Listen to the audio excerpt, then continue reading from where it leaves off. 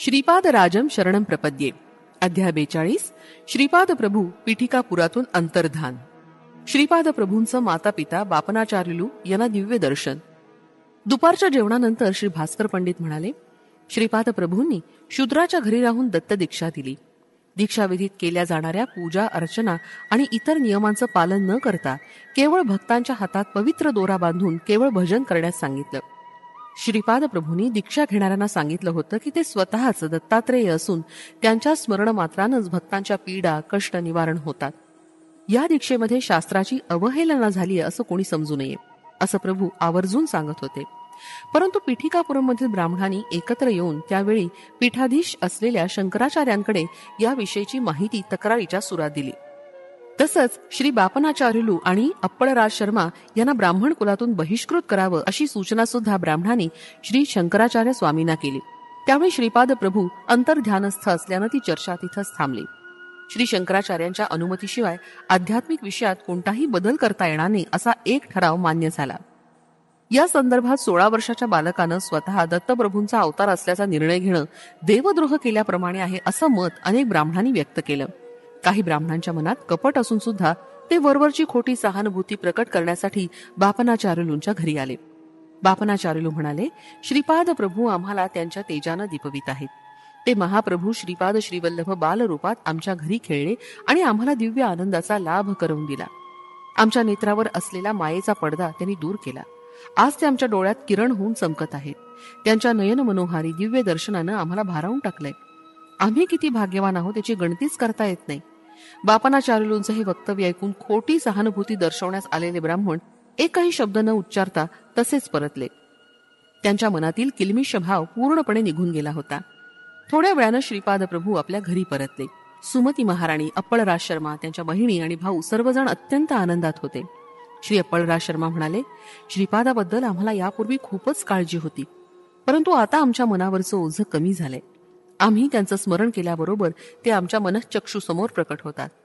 आम्ही मागितलेलं सर्व काही ते स्थूल स्वरूपात येऊन आमच्याशी संभाषण करून देतात. श्री दत्तप्रभूंना जन्म देणारी जननी जनक झाल्यामुळे आम्हाला अत्यंत धन्यता वाटते. आम्हाला आता निरंतर आनंदाची प्राप्ती झालीय. एवढं बोलून अप्पळराज शर्मांनी आपल्या उपरण्यानं डोळ्यातून ओघळणारे आनंदाश्रू टिपले. ब्राह्मणांनी जे गृहीत धरलं होतं त्याच्यापेक्षा येथील परिस्थिती पूर्णपणे भिन्न होती. व्यंकटप्पय्या श्रेष्ठी सर्व ब्राह्मणांना उद्देशून म्हणाले, हे विप्रगण हो, आतापर्यंत आपण काही क्षणांचा काळ श्रीपाद प्रभूंबरोबर घालवत असू, परंतु यापुढे ते आपल्या मनःचक्षुत सदैव वास करणार आहेत. तसंच स्थूल देहानं दर्शन देऊन आमच्या घरीचे निवास करणार आहेत. यानंतर नरसिंह वर्मा ब्राह्मणांना म्हणाले, श्रीपाद प्रभूंनी आमच्या डोळ्यावरील मायेचा पडदा दूर केला. नित्य विनोद दिव्य विनोद करणारे महाप्रभू श्रीपाद वल्लभांच्या रूपात आमच्या बरोबर उत्कट हास्य करीत आमच्या अवतीभोवती असतील. पूर्वीपेक्षा अधिक उत्कट भावानं ते आम्हाला स्थूल रूपात दर्शन देतील. श्रीपाद प्रभूंच्या या सत्य स्वरूपाची कल्पना कुक्कुटेश्वरातील दत्तभक्त संन्याशास आली आणि त्याच्या हृदयात कालवा कालव झाली. श्रीपाद प्रभू स्वयं साक्षात दत्तात्रय भगवान आहेत असं सुस्पष्टपणे सुचून ते ध्यानस्थ झाले. श्रीपाद प्रभू एक वेगळे दैवत नसून त्यांचं उपास्य दैवत असलेले दत्तात्रेयच आहेत हे त्यांनी पटवून दिलं. श्रीपाद प्रभूंचा विरोध करणारे काही ब्राह्मण पीठिकापुरात होते. त्यांच्या मनात एकच प्रश्न सतत घोळत होता, खरंच दत्तात्रेय श्रीपाद श्रीवल्लभांच्या स्वरूपात अवतरलेत का? हे जर खरं असेल तर आपण त्यांना त्रास देणं केवळ कठीणच नाही तर अशक्य सुद्धा आहे. दत्तात्रेय प्रभूंचा स्वभाव फार वेगळा आहे. ते स्वतः त्रास सहन करून अनन्य भावानं शरण येणाऱ्या साधकांचा उद्धार करतात. हा त्यांचा स्वभाव विशेष आहे. पीठिकापुरम मधील अनेक ब्राह्मणांनी श्रीपाद प्रभूंना ब्रह्मरथात बसून शोभायात्रा काढली होती. मोठी धनराशी सुद्धा दक्षिणेच्या स्वरूपात अर्पण केली होती.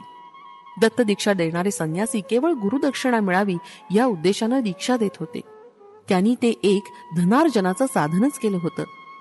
दीक्षा झालेल्या साधकांची इच्छा आकांक्षा पूर्ण न झाल्यास त्यांच्यात निष्ठेचा अभाव आहे असं संन्यासी सांगून मोकळे होत. इच्छा आकांक्षा पूर्ण झाल्यास ते दत्त दीक्षेचं फळ आहे असं ते संन्यासी सर्वांना सांगत असत. त्या संन्याशांच्या मनात श्रीपाद प्रभूंबद्दल सदैव भीती असे. त्यांना वाटे श्रीपाद प्रभू आपल्या दिव्य लीलांनी त्यांचं सत्य स्वरूप सर्व लोकांसमोर आणतील. त्यावेळी कुक्कुटेश्वर मंदिरात एक वृद्ध ब्राह्मण आला. त्याचं नाव नरसिंह आणि गोत्र काश्यप होतं. तो दूरवर असलेल्या महाराष्ट्र प्रांतातून आला होता. त्यानं कुक्कुटेश्वराचं दर्शन मोठ्या श्रद्धाभावानं घेतलं. नंतर स्वयंभू दत्तात्रेयाचं दर्शन घेतलं. त्यावेळी त्याला तिथं दत्त दीक्षा दिली जात असल्याचं कळलं. दीक्षा देणाऱ्या परमहंस परिव्राजकाचार्याकडे तो वृद्ध ब्राह्मण गेला. त्यानं त्या संन्याशांना मोठ्या नम्र भावानं नमस्कार करून गुरुदक्षिणेच्या रूपात आणलेली नाणी दिली. ती दक्षिणा पाहून संन्यासी आनंदित झाले. त्यांनी दीक्षा घेण्यासाठी त्या ब्राह्मणास आपली ओंजळ पुढे करण्यास सांगितले. त्याच्या हातावर कमंडलूतील पवित्र जल घालण्यासाठी संन्याशानं आपला कमंडलू उचलला आणि त्या ब्राह्मणाच्या हातावर पवित्र जल घातलं. परंतु आश्चर्य असं की कमंडलूतील जलाबरोबर एक विंचू ब्राह्मणाच्या हातावर पडला. त्या ब्राह्मणाचा कंठ कोरडा पडला. संन्याशानं हातातील पाणी पिण्यास सांगितलं आणि म्हणाला, आहा, तू अनेक वर्षापासून केलेल्या तपश्चर्येचं फळ आज मला अर्पण केलंस. एवढ्यात तो ब्राह्मण विंचवाच्या दंशानं जोरात ओरडला. मंदिरात असलेल्या काही ब्राह्मणांना विंचवाच्या दंशाचा दाह कमी करण्याचा मंत्र येत होता. तो त्यांनी घातला, परंतु त्यानं दाह कमी झाला नाही. यावेळी तो संन्यासी घाबरून देवळातील एका कोपऱ्यात लपून बसला. दाह कमी होण्यासाठी अनेक मंत्र जप केले. कुक्कुटेश्वराला अभिषेक करण्यात आला. स्वयंभू दत्तात्रेयांना विशेष कर्पूर आरती करण्यात आली, परंतु कशाचाच काही उपयोग झाला नाही. ब्राह्मण मूर्छित अवस्थेत पडून होता. त्याच्या मुखातून फेस येत होता. हा फेस पाहून काही लोकांना वाटलं की ब्राह्मणात साप चावला असेल, परंतु काही ब्राह्मणांनी त्या वृद्ध ब्राह्मणाच्या हातावर कमंडलूतील पाण्याबरोबर पडलेला विंचू पाहिला होता. ब्राह्मणाचा दाह कमी करण्यासाठी सर्वांनी आपापल्या परीनं प्रयत्नांची पराकाष्ठा केली, परंतु उपयोग झाला नाही. या सर्वासाठी संन्यासीच कारणीभूत असल्याचं सर्वांना वाटलं. ब्राह्मणास होणाऱ्या वेदना न सहन झाल्यामुळे तो थोडा वेळ गडबडा लोळत होता आणि नंतर मूर्छित झाला. थोड्या वेळानं ब्राह्मण शुद्धीवर आला, परंतु त्याच्या पोटात असह्य वेदना होत असून त्याला उचक्या लागत होत्या. तेवढ्या तिथे एक शेतकरी आला.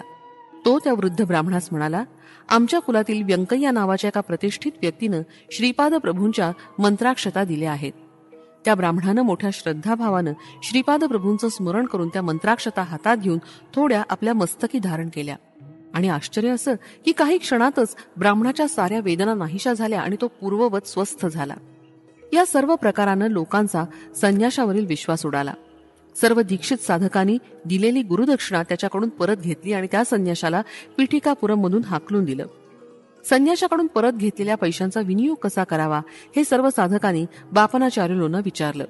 तेव्हा ते म्हणाले, त्या द्रव्यानं अन्न सामुग्री आणून सर्वांना अन्नदान करावं. अन्नदानामुळे श्री दत्त प्रभू प्रसन्न होतील. वेगळी दत्त दीक्षेची गरज नाही. बापनाचार्युलोंच्या सांगण्याप्रमाणे कुक्कुटेश्वराच्या प्रांगणात एक मोठा मंडप घालण्यात आला. तिथं मोठ्या प्रमाणात अन्न संतर्पण झालं. भोजनोत्तर सर्व लोकांनी दिगंबरा दिगंबरा श्रीपाद श्रीवल्लभ दिगंबरा या दिव्य नामाच्या जयघोषानं सारा परिसर दणाणून सोडला. या दिव्य महामंत्रानं सारं विश्व व्यापून राहील अशी भविष्यवाणी श्रीपाद प्रभूंनी पूर्वी केली होती. श्रीपाद श्रीवल्लभांचा जय जयकार असो. फलश्रुती, हरवलेलं मूल सापडण्यास.